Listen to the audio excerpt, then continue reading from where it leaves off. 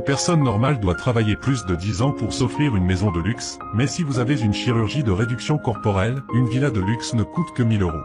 Fermez-moi la bouche, je dirai un chiffre et vous me le construirez tout de suite. 7 euros 7 centimes, 500 maisons de luxe.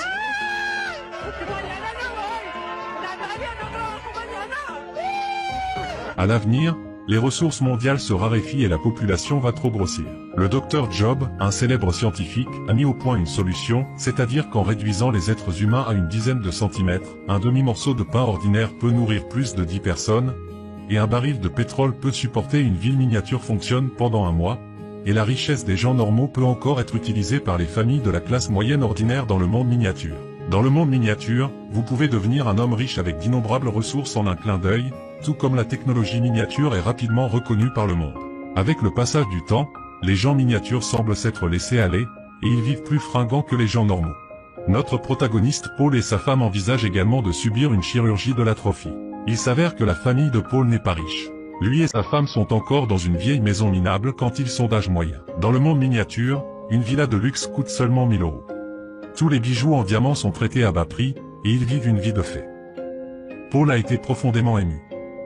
Afin de changer le statu quo, Paul et sa femme ont décidé de vendre leur maison et tous leurs biens, et ont collecté assez 100 000 euros.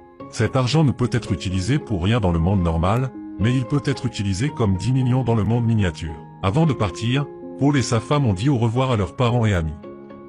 Tout le monde leur a souhaité une vie heureuse dans le monde miniature. En 2 jours, ils sont venus au centre d'accueil du monde miniature. Après avoir signé la renonciation à la volonté, le personnel a conduit Paul et sa femme à effectuer une microchirurgie. Parce que les limitations techniques actuelles ne peuvent pas réduire la proportion de poils humains, Paul doit raser tous les poils de son corps avant l'opération. De cette façon, Paul a été rasé et transporté dans la salle d'opération avec les autres. Et l'opération a été achevée après un certain temps. Les infirmières sont entrées et ont ramassé les personnes rétrécies et les ont envoyées dans la salle du monde miniature. Lorsque Paul s'est réveillé, il a constaté que le monde devant lui ne semblait pas avoir changé, jusqu'à ce que l'infirmière lui montre un sac de biscuits. Et il s'est rendu compte qu'il avait rétréci. Mais quand Paul a appelé sa femme, son cœur s'est arrêté de battre. Il s'est avéré que sa femme s'était retirée avant l'opération et n'a finalement pas choisi de rétrécir. Et maintenant, Paul, qui ne mesure que 10 cm, est naturellement très en colère. Il a perdu le contrôle de ses émotions et s'est directement disputé avec sa femme. Ce mariage a également échoué. Paul a rapidement emménagé dans un manoir luxueux, il a commencé une nouvelle vie dans le monde miniature, mais quand il a vu la compagnie de déménagement déplacer les alliances que lui et sa femme avaient précédemment déposées, il était encore un peu triste.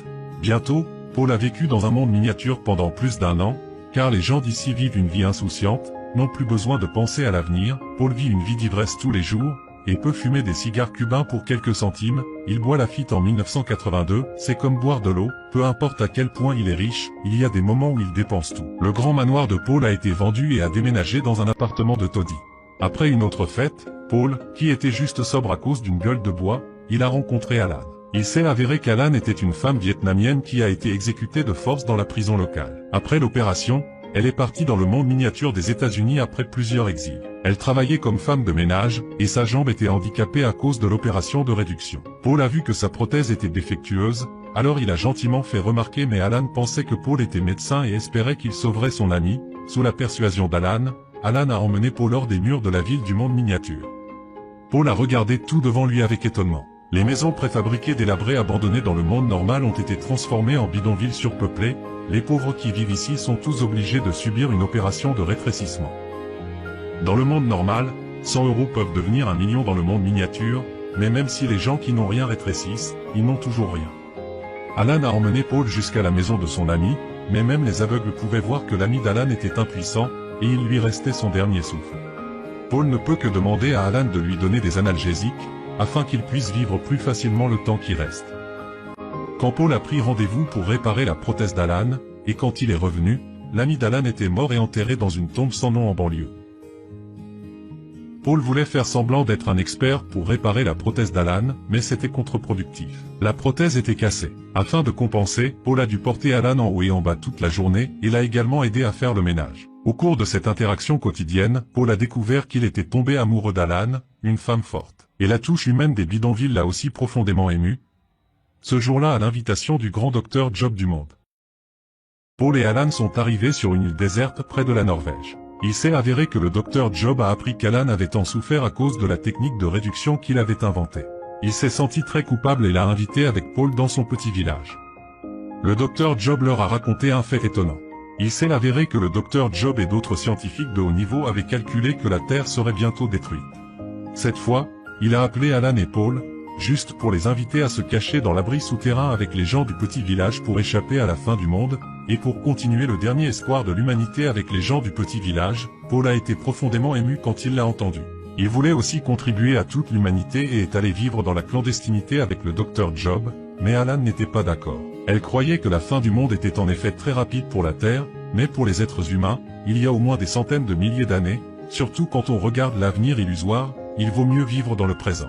Paul et Alan sont déjà amoureux, donc il y a une différence entre Paul et Alan. Alan choisit de rester dans le monde actuel, tandis que Paul suit les gens du village. Ils sont entrés ensemble dans le tunnel menant au sous-sol, mais au dernier moment, Paul a compris. Il a résolument tourné la tête et est retourné aux côtés d'Alan.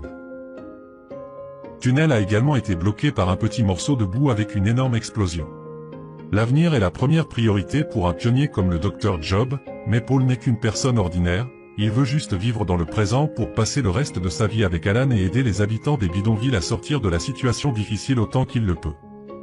Le monde est si grand qu'il est impossible de voir clairement, mais Paul se voit clairement, ainsi la faiblesse de la nature humaine et l'immensité du monde, la compression est à la hauteur, mais il y voit de nombreuses possibilités de vie horizontale. Le film se termine ici. C'est un film fantastique sur la vraie vie.